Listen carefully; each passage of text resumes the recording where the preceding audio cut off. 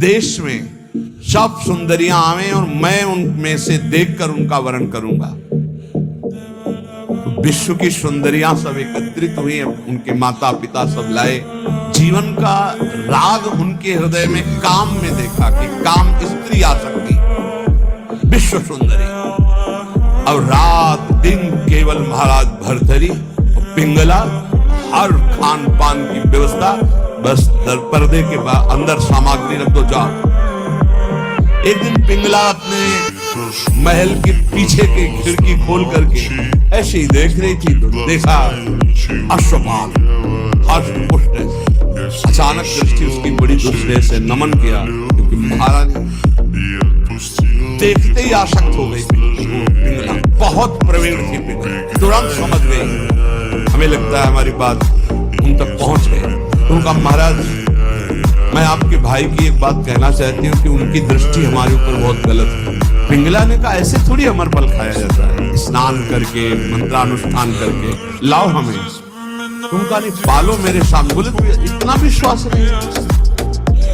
अब बस प्यार में तो दम होती है, जब विश्वास पक्का है तो क्या आप निश्चिंत रहिए। श्री भर्तरी जी महाराज कहते हैं कि मुझे लगा था कि मैं बहुत ज्ञानी हूं। संतों के वचन बहुत अमृत में होते हैं। कह रहे हैं कि मुझे लग रहा था मैं ज्ञानी हूं, मैं चक्रवर्ती सम्राट हूं, मैं मदोन्मत्त हो रहा था।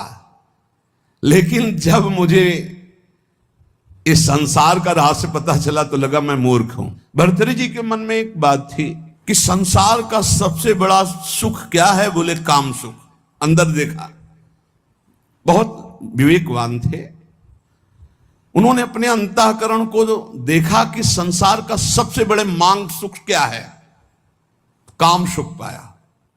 और वो अपने अंदर पाया कि मेरे अंदर भी काम सुख है। तो चक्रवर्ती सम्राट, इनके मन में आया कि फिर हम ऐसा काम सुख पूर्ण क्यों न कर ले जिससे हमारे मन की इच्छा शांत हो जाए। उन्होंने पूरे अपने देश में सब सुंदरियां आवे और मैं उनमें से देखकर उनका वर्ण करूंगा। तो विश्व की सुंदरियां सब एकत्रित हुई, उनके माता पिता सब लाए, क्योंकि महाराज भर्तरी जी वर्ण करेंगे पत्नी रूप में। सबको देखा, एक पिंगला नाम की सर्वांग सुंदरी भर्तरी जी की वहां जम गई और कहा कि आप मुझे अपने पति रूप में स्वीकार करेंगे। तो उसने कहा, हमारा अहोभाग्य। बहुत भागवतिक रीति से जो शास्त्रीय पद्धति है, पाणिग्रहण संस्कार हुआ। अब ये तो जो भागवतिक पुरुष होते हैं उनके स्वभाव में कुछ अलगाव होता है संसारिक पुरुषों से। वो जिस पे लगेंगे एकदम तन्मय होके लगेंगे, जिस पे लगेंगे। अगर वो भोग में भी लग गए तो उनके जैसा कोई नहीं होगा। आसक्त पुरुष मतलब ऐसा कोई विषयी पुरुष नहीं होगा, स्वभाव होता है। रूप में आसक्त हो गए तो ऐसे आसक्त हो गए, ऐसा कोई संसार में नहीं होगा। भोग में आसक्त हो गए तो ऐसा कोई दूसरा नहीं होगा। और विरक्त हो गए तो ऐसा कोई दूसरा विरक्त, मतलब उनका एक स्वभाव होता है। भर्तरी जी बहुत बड़े महापुरुष हैं। अब जीवन का राग उनके हृदय में काम में देखा कि काम स्त्री आ सकती, विश्व सुंदरी, सर्वांग सुंदरी पिंगला। उन्होंने ऐलान कर दिया, राजकाज विक्रमादित्य देखेंगे, मैं इस बात का अनुभव करूंगा कि क्या सुख इसमें है। क्योंकि बताया ना, अलग खोपड़ी होती है। जो भागवतिक महापुरुष होते हैं उनका चिंतन ही अलग होता है। अब रात दिन केवल महाराज भर्तरी और पिंगला, हर खान पान की व्यवस्था, बस पर्दे के अंदर सामग्री रख दो, जाओ।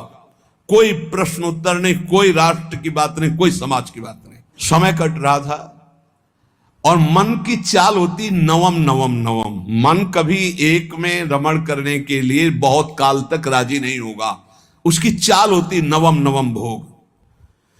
एक दिन पिंगला अपने महल के पीछे की खिड़की खोल करके ऐसे ही देख रही थी तो देखा अश्वपाल, हजारों घोड़ों की देख रेख करने वाले सेवकों का स्वामी, हष्ट पुष्ट ऐसे। अचानक दृष्टि उसकी पड़ी, दूसरे से नमन किया, क्योंकि महारानी देखते ही आसक्त हो गई वो पिंगला, चित्त पूरा आसक्त। अब मिलन शुरू हो गया और राज काज विक्रमादित्य को दे दिया था। विक्रमादित्य बहुत प्रवीण थे। उन्होंने कहा कि शास्त्र प्रमाणित किसी का भी मन कभी भी कहीं भी विचलित हो सकता है, इसलिए मेरे भाई इस समय शुद्ध में नहीं है, इसलिए गुप्तचर रूप से दास दासियां हर समय तैनात कि कहीं हमारे महाराज को किसी भी तरह की हानि ना हो जाए। सूचना मिली कि हानि प्रारंभ हो चुकी है। एक अश्वपाल एकांत में महारानी से मिलता है। महाराज दिन में शयन करते हैं, उस समय वो मिलती है।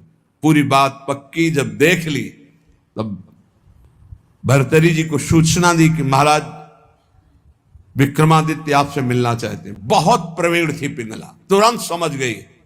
हमें लगता है हमारी बात उन तक पहुंच गई।